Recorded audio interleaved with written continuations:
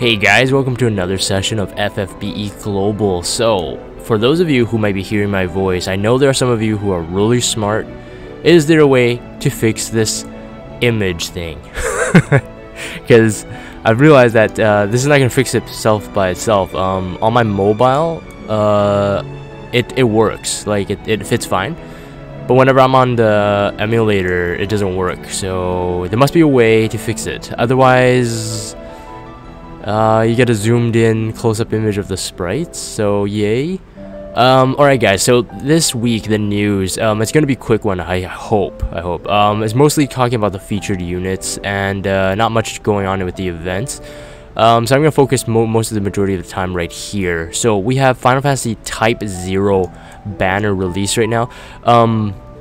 Coming this Friday, and what do I think about this? I have a theory on why they shifted this up. So in JP's timeline, we should be having FF7, Final Fantasy 7 with Tifa and Vincent.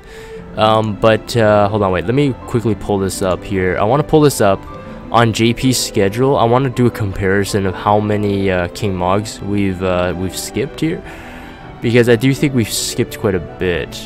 If I'm not mistaken, yeah, it seems to be. So Machina. Oh, we skipped one. Okay, so one King Mog event. Basically the FF7 one is swapped with this Type-0 one. Now I don't think there's any reason to swap it because the FF7 units aren't like meta breaking, nor are these ones. They're all good units, but and their TMRs are fine, so there's no real reason to actually shift this up, except I just, I thought of this last night when I saw the news release. I'm like, wait guys, on Discord I was telling them, and the guys on Discord can, vouch for me here. I did say this. I'm like, Theorycraft, I'm like, Fryevia, the original Fryevia, she might be super beast, because everybody's been like joking like, oh yeah, Kurasame Ice Chainer, Fryevia Ice Chainer, what's gonna be the difference? I really think that now with Kurasame released, and then me just seeing like Barbarizia, Zargaboth, all the Halloween units get like crazy 7-star upgrades. It's been getting like better and better, you guys gotta admit. It's been getting better and better, and I really do think that Kurasame has shifted up, because I think Fryevia might be in the next batch. So mark my words, that's a Theorycraft, Jagan TM. Anyways, let's move on to the units here. Type-0. Now, originally I was saying like, hey, this is skippable. I think the in-game news actually came a couple minutes after FFBE official released like an introduction of like what's coming with Alexander on FFBE official's YouTube channel. Now, originally I was saying that, guys, it's a big skip because it's a 25k step up. Now, for global, they've kind of broken this up. Now, we can definitely talk about whether or not this is actually better or worse. I have my thoughts about it, but now because it's broken up into two separate banners, I might actually pull on Kurasame's banner. Now, the only reason is because it's not that Kurasame as a unit, he's not super game breaking. I mean, right before this news session, I did a really quick build on an FFBE builder with his STMR, which is an Ice Sword. We're gonna get into it. With Eileen's STMR, Sakura's STMR, Malphase's STMR, his own TMR, 3 nature-loving Spellblade, so Konshira's TMR, and Adventurer 5 with Titan. It doesn't matter, but you're gonna get similar numbers.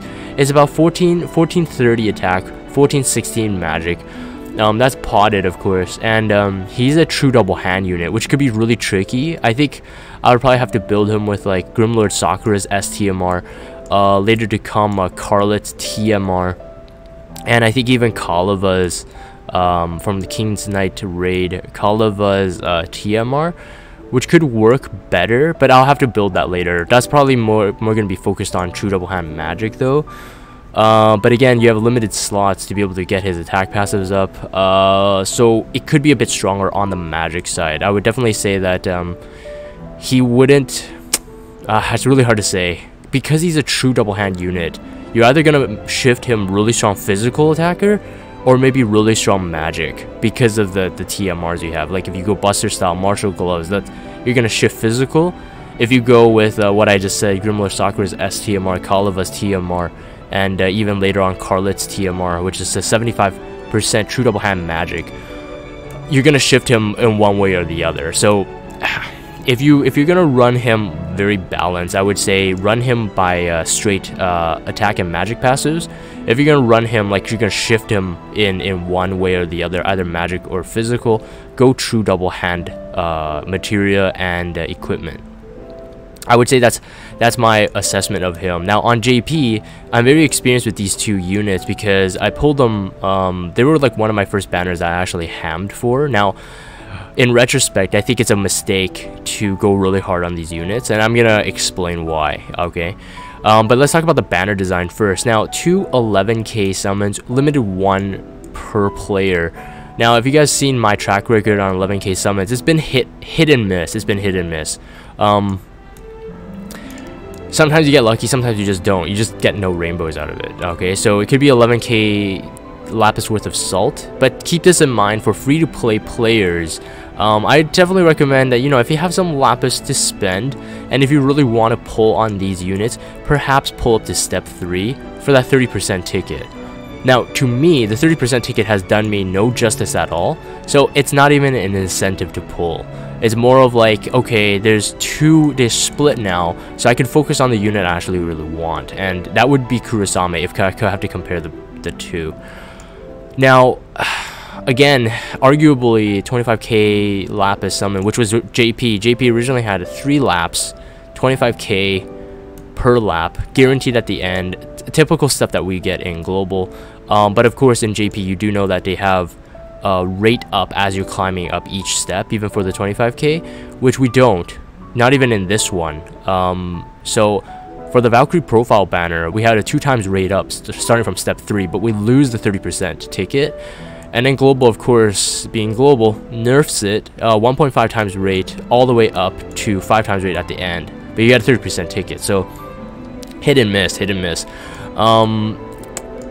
Yeah, like I said myself, I don't know what's better, to be honest. In JP, I think I pulled all 3. I ended up pulling all 3, went all out, and like I said, it was a mistake. I got 2 Kurasame and 1 Machina at the time. Later on, I think I got more Machina. But well, right now in JP, I'm standing at 5 Machina. That's why I'm so scared of this banner. Because again, if you're gonna be playing really smart, I do think that you should save for limited time banners. Either collect limited, like, you know, global exclusive originals, or, you know, just limited events. So like Xenogears could possibly be coming. Save for those, and you can pull all these units off banner. But that does depend on your playstyle. Now, every single unit, every single TMR and STMR is good and beneficial. Now, when I do rate the TMR and STMR and the unit, it's more of versatility, you know. Are they usable in multiple scenarios? And let's quickly get into the units now. All right. So myself, I will look at this later. I don't know. At the end of the day, you can spend 22,000 lapis and do end up with some units, right? That's better than 25,000 lapis, arguably, right? Now, the chances are to get them, I don't know, man. RNG is RNG. So no matter how much we theory craft the formula and say that, well, here's the percentage, you know, you get a 16% chance to get Kurasame, you could still get 0, right? Because RNG is just that bad.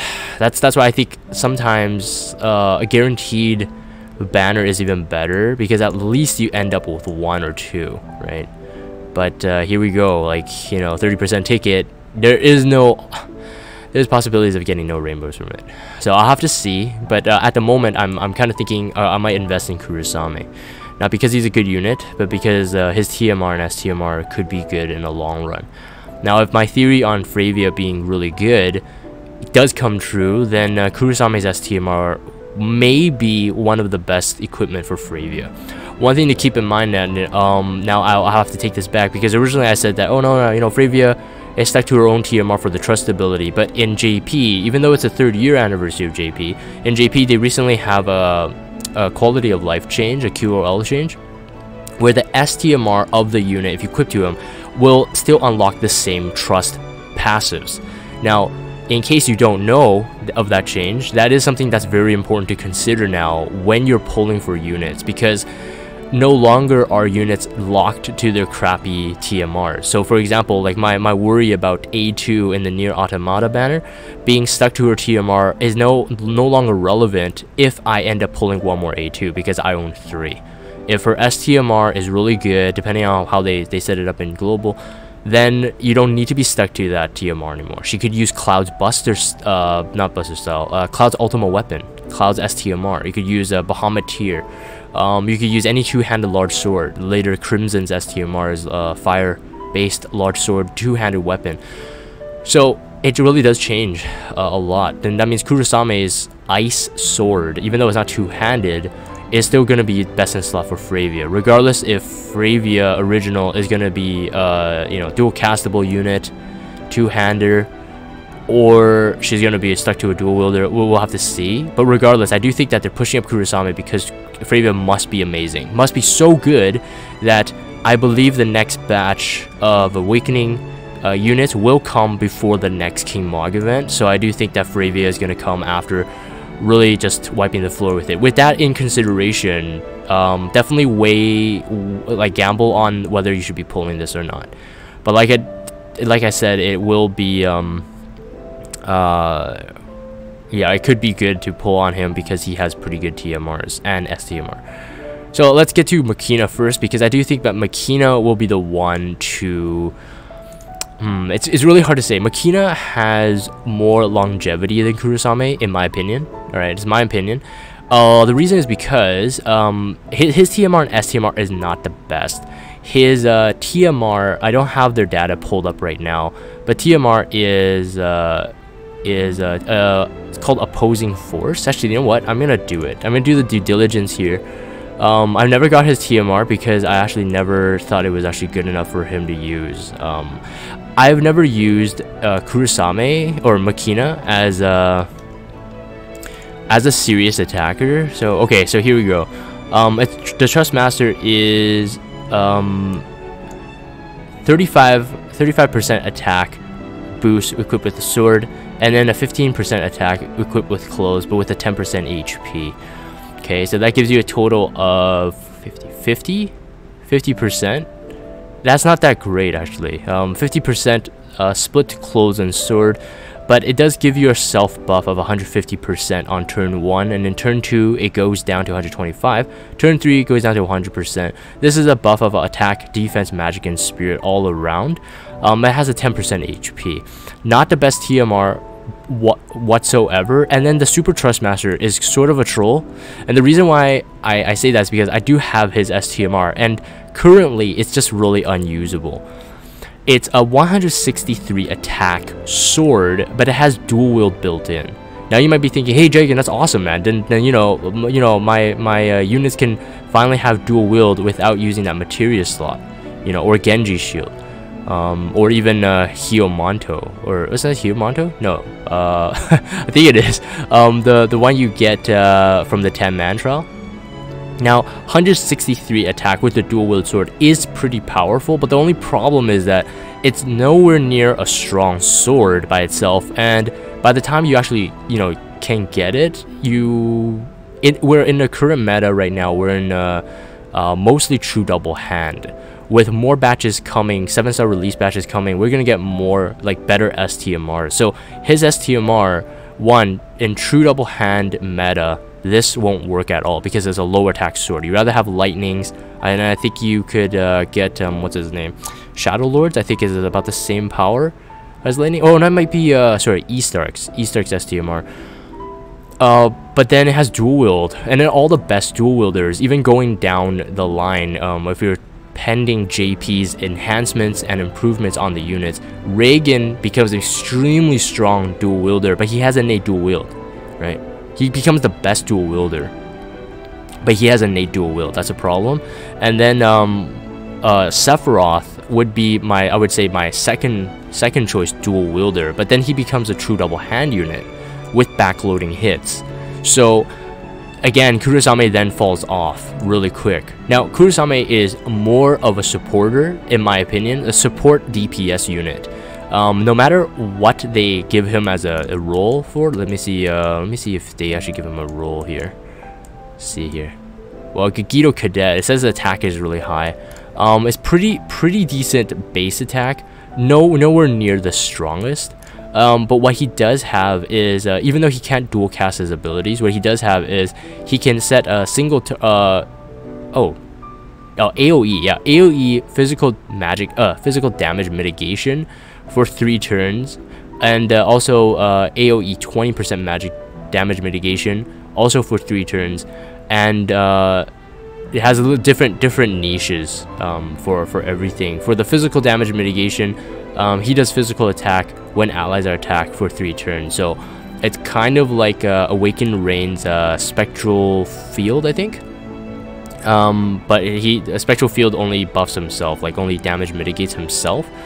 But if any unit is attacked, he counters, right?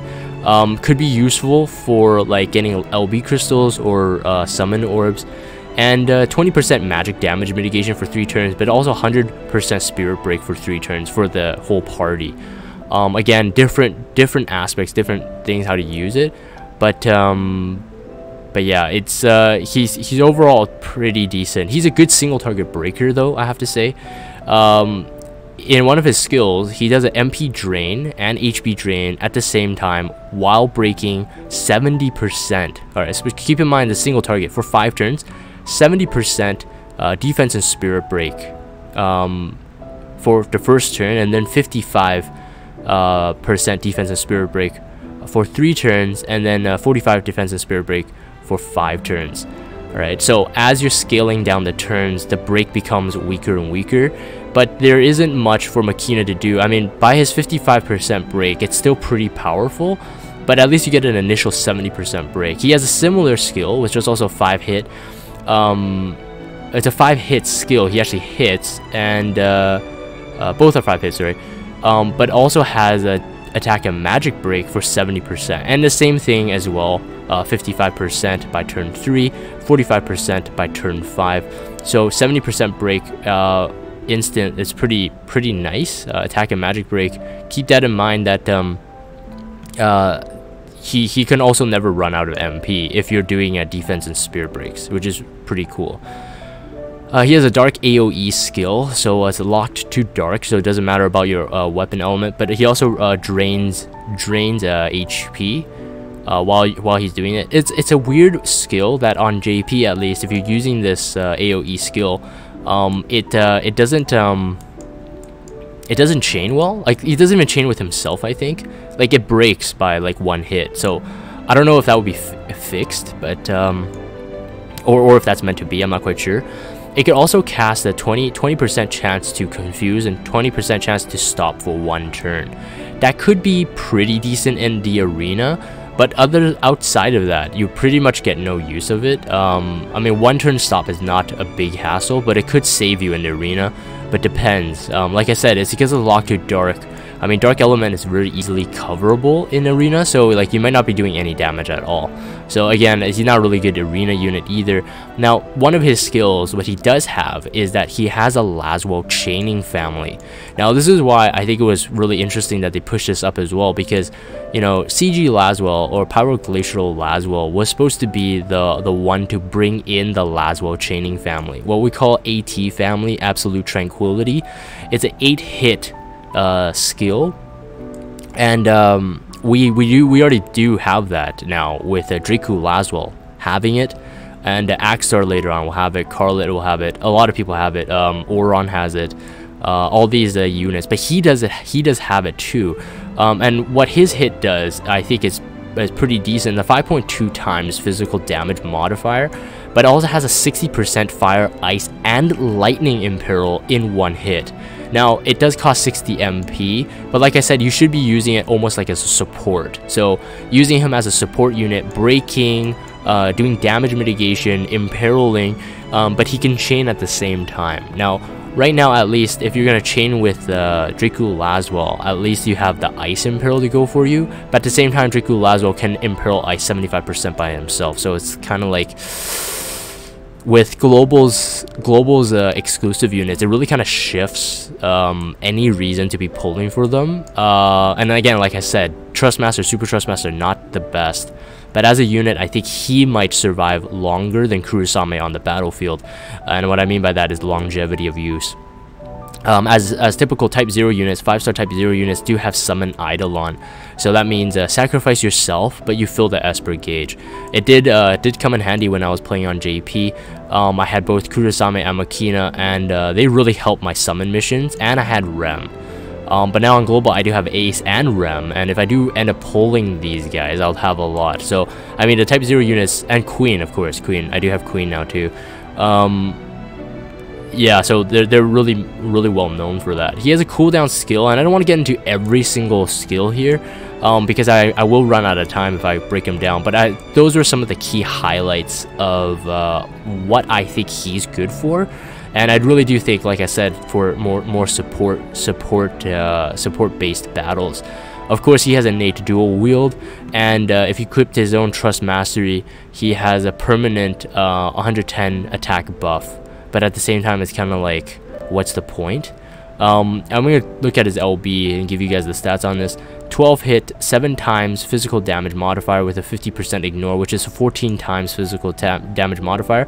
But it's a single target, 79% attack and magic break for 3 turns. That's very, very powerful. That's lid level power.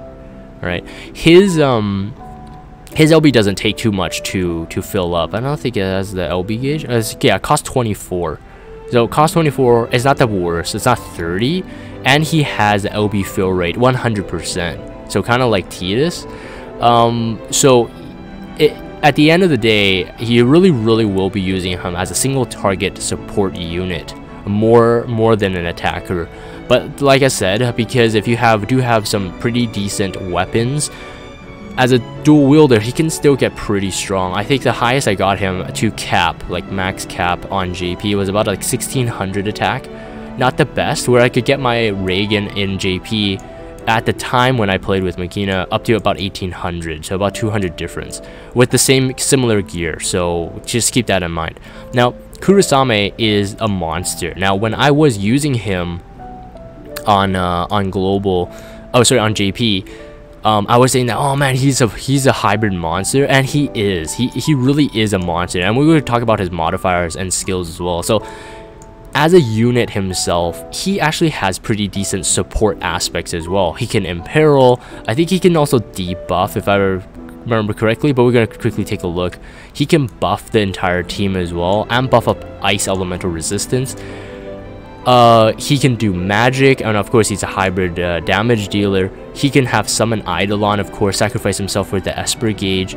But his Super Trespasser and Trustmaster are both really useful as well. So it's like, this is why I was like kind of glad seeing like, oh, okay, they split up the banner. I don't want to go for Machina. To me, Machina is a troll now. I'm so fearful to get him right now.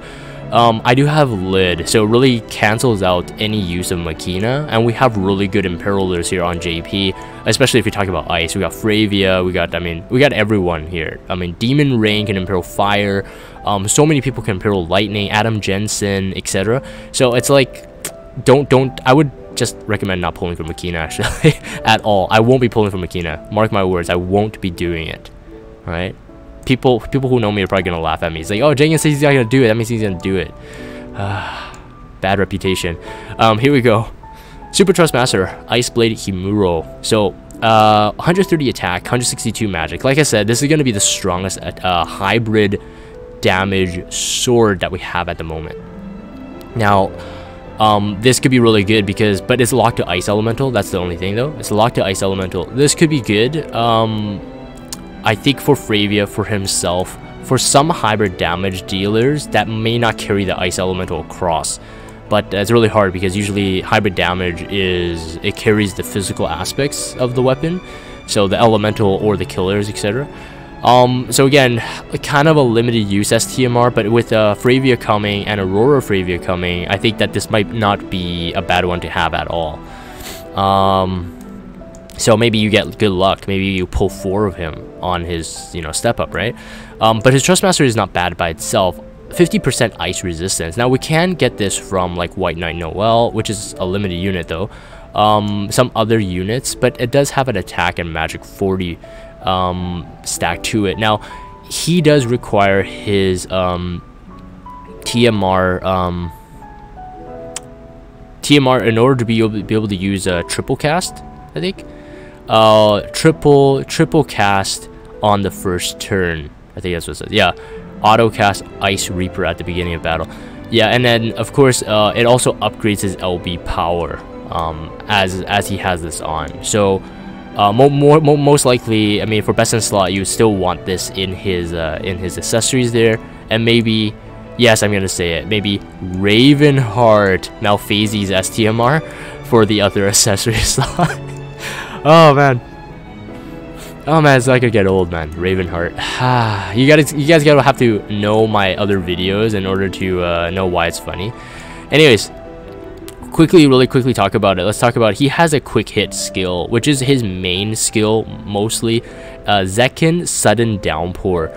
It's a 12.6 times hybrid damage, which is really high. All right, so like he brings the punch to the hybrid damage family. I think he's the one that starts it in the 7-star meta here, because that's his like main skill. It's a 12.6 times. It's very, very strong. If I remember correctly, like Malphases, like I would say like constant skill that she can use is like 11 times, if I'm not mistaken, or is that like her CD skill?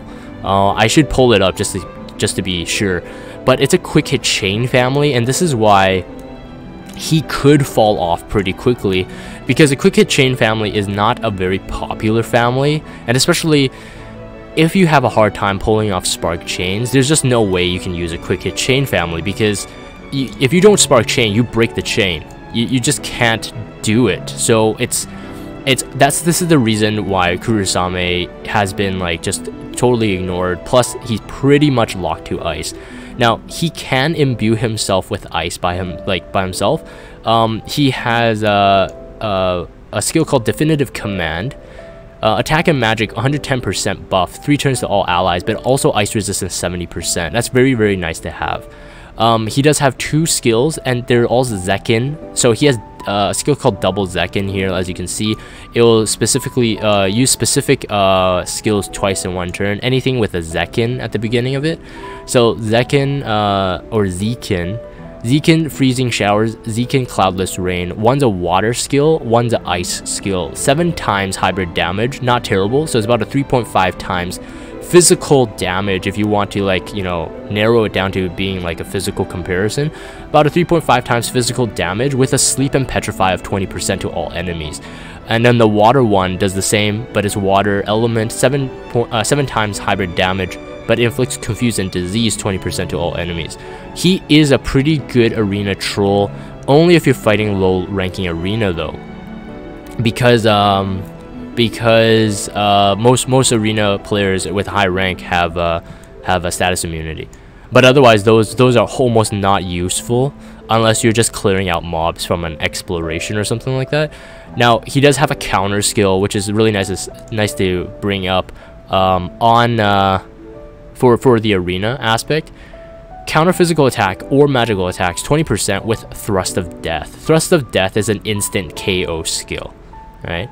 So it's kind of fun, and it has this cool Grim Reaper thing that goes that animation, especially if you get the instant kill, which is cool to have. So he can counter that if 5 units attack you in arena, he can counter every single one of them. But again, it's 20% chance. It's pretty low chance, 1 out of 5 chance, so it's not the best. He does have sort of a self buff when his HP drops. So attack and magic buff by 150% when it's dropped below 25% his HP, which is kind of nice. He has sleep paralysis and confusion resistance, so 3 of the really annoying ones. He just needs a petrify resistance, and he's just really, really good, just innately. Like I said, he's a TDH unit. If you single wield any weapon, he has a 50% attack and magic TDH. So, but he also increased attack and magic at the same time at level 120. That skill called Intimidating Stance is passive. His this is what I want to get to. His LB is very nice. With an upgraded LB, once you cast it, it's a max level though. Max level 7-star LB. 100% ice imperil, 2 turns to all enemies, and it's a 30 times ice hybrid damage, which is a 15 times. It's a finisher skill with a really long animation. So if you want to do an LB finish for a mission, very nice to have, very handy, and is very powerful too. So you can pretty much like knock out the baddie there. But it also increases attack and magic by 250%, 3 turns to caster, and also enables triple cast for 2 turns. It's very powerful. And I did use this a lot during my my experience with Kurasame. It's pretty much part of his rotation. Now his LB isn't the easiest to fill up. It is a 30 crystal LB, so quite slow. He has no innate high tide passes, so it's almost like if you have entrusters on your team and you want to, you know, self buff that, then I would probably put that on him, like, you know, entrust it to him, entrust LBs. He does have a skill. It's available on turn 6, a CD skill, very powerful. 30 hits though, and it just seems that it's no chaining family, so maybe only chainable with himself. I'm not quite sure, but 30 hits usually sound like a Lunera frame. I'm not quite sure. I've never tested it out myself, but it's a 54 times hybrid damage, ice damage to all enemies. That's very that's very strong. No matter how you cut it, it's 27 times hybrid damage, 30 hit.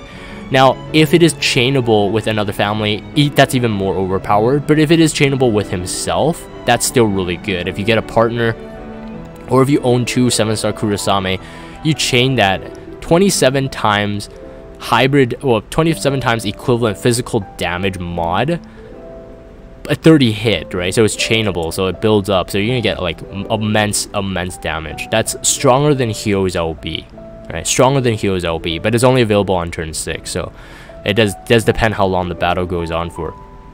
So yeah, so those are kind of the key highlights to Kurasame and what I think about him. And like I said, I think that if I do pull for him and I do get him, that of course that is all pending. If I do get him, I think I won't really level up his TMR and STMR yet. It's more of just like insurance of getting his STMR in the future. And I don't know if I will level him up. Like I said, quick hit chaining family, very hard to pull off if you're gonna do, you know, you're gonna chain manually. So yes, it's sad. I'll have to see how much lapis I have ended up with by the time of this banner release. We'll quickly talk about the 4-star and the 3-star units. Deuce here, I'm gonna only talk about the Trespasser. She's a bard, as you can see. Look at all the bard skills there. Magic 40, fire resistance by 50%. If anything, the 50% fire resist is probably what's worth it in this unit, but the magic 40 is kind of irrelevant now. Now 40% magic is still pretty good. I would say it's like mid-level meta right now, whereas you kind of want to focus on 50%, 60%, and even 80% depending on if you have STMRs. Magic passives. 40% is like just like right on the line, but the 50% fire damage resistance is really good. I wouldn't say that this one is worth to Moogle or farm to focus on, but you know, if you collect multiples of her, eventually you'll get those, because there's a lot of fire resistance gear out there. I don't think you're gonna miss that. And Quatre, I think it's going, this is number 4, I believe in French, at least. Quatre is 4, I think, and I think Quatre is meant to be 4, I think, but the English transliteration. Heroism, attack and magic by 20%, not great, but if you are a new player and let's say you just started not long ago, you pull Kurasame and you pull her, then this might be a pretty decent TMR for your Kurasame or your hybrid damage dealers. Otherwise, no, this is not even relevant anymore. Like I said, I think a best in slot for abilities will be most likely Kanshira's TMR.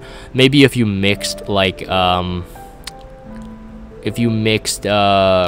Knight's mission, because Kurasame most likely you want to use a sword, hopefully a sword, hybrid sword. Onion Knight mission, that's his STMR for an 80% physical, but it has an undead killer, so if you're going for the killer, it's really nice to have. And then you want to, you know, offset the second nature-loving Spellblade with someone like Shantoto's STMR, so an 80% magic based ability. And of course, this is talking about STMR territory, but this is just more fodder for the theory crafting you guys will have when you guys pull these, depending on your will or free-to-play player.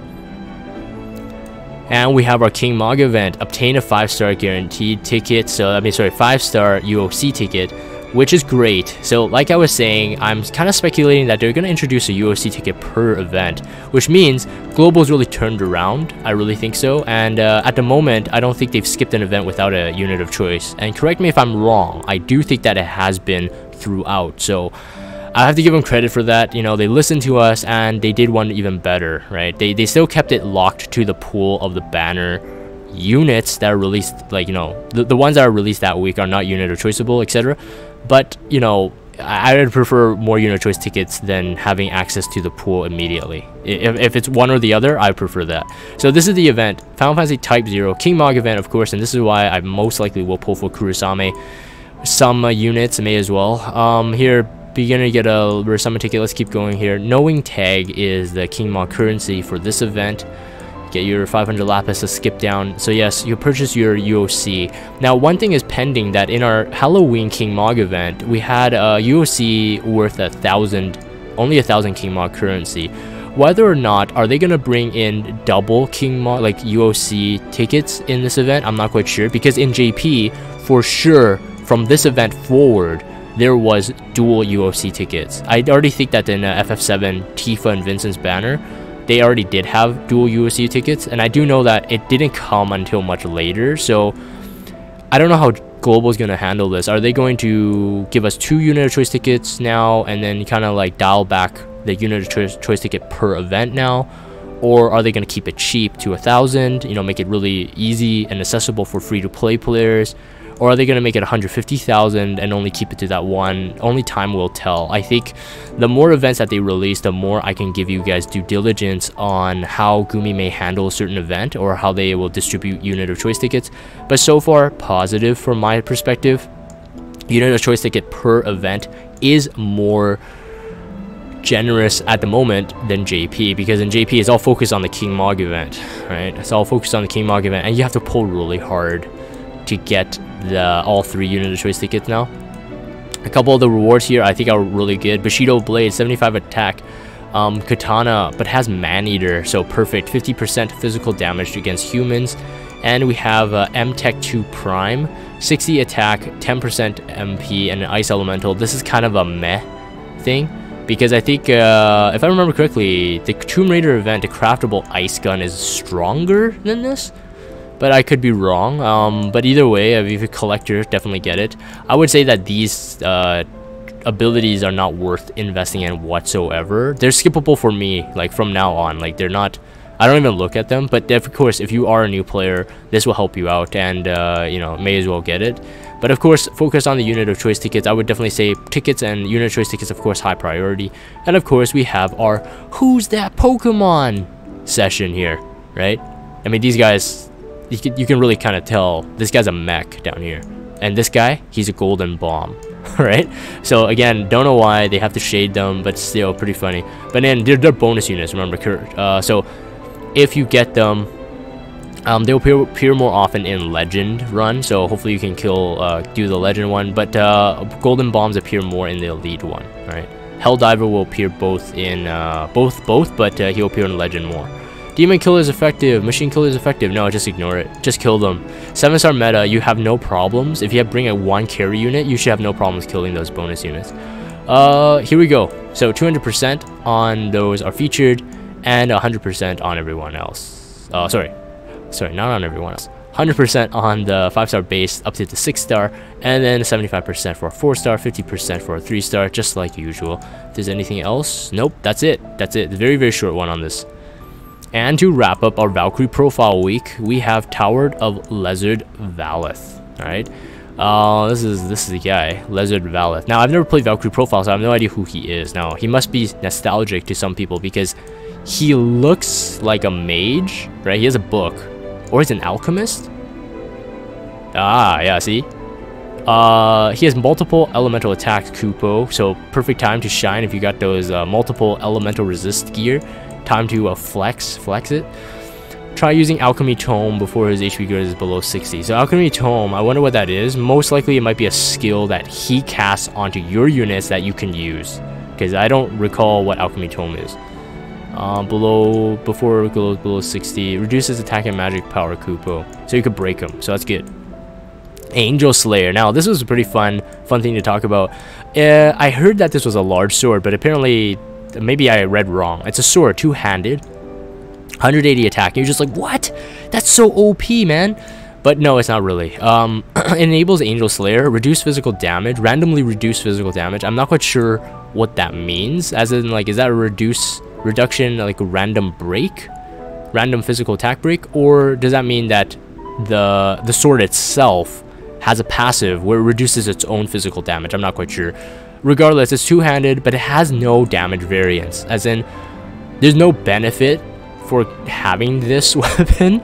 I would say maybe like for Demon Rain, someone that really doesn't need to do too much damage variance but might benefit from the flat attack from the sword, and if you are trying to, you know, boast and look really powerful, maybe this is a sword you want to put on him. I don't know. At the moment, because it's two-handed, I mean, it won't be good for a dual wielder, so well, it's free, so at least if you complete it, you get it. I'm looking forward to it because I love the sprite. I love the design of it. It looks really cool. I think a couple of our swords currently in game could look like that.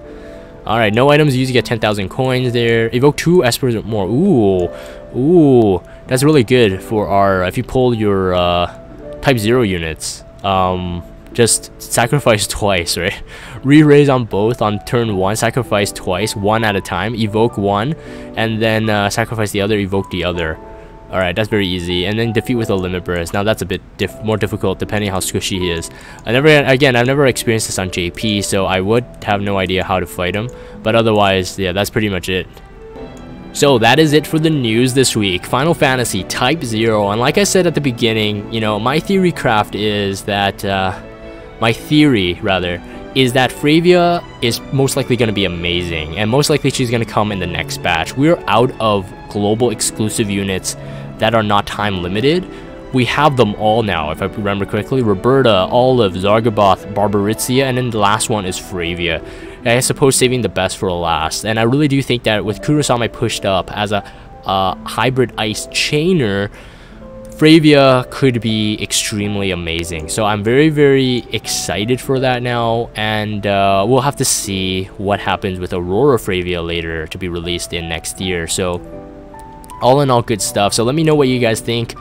You know, are you guys, you know, thinking that, you know, maybe Jagan has a point, maybe Fryevia will be amazing? And a lot of people, you know, you guys were already on the train that Fryevia would be amazing. I was kind of on the doubt train, but right now I'm kind of convinced that she's not. But it's based on this fact that they had to shift Type-0 up for no other reason than, I think, just for that reason. There is no benefit for shifting it, or unless they just want the hype for FF7, I'm not quite sure. Like I said, this banner is quite easily skippable. All my reasons for pulling Kurasame is really justifying to pull, but they're by no means meta changing, by no means super overpowered that you have to pull for it. So let me know what you guys think. Are you guys skipping for this? Are you guys skipping this or pulling for it? And you know, maybe you're really dry from Valkyrie profile on Halloween, so maybe you won't be. Anyways, I'm going to end this here. If you guys have Discord, check out the Discord server. Follow me on Twitter and subscribe to YouTube if you haven't. As always, thank you guys for watching, and hopefully this has been helpful, and I will see you next time.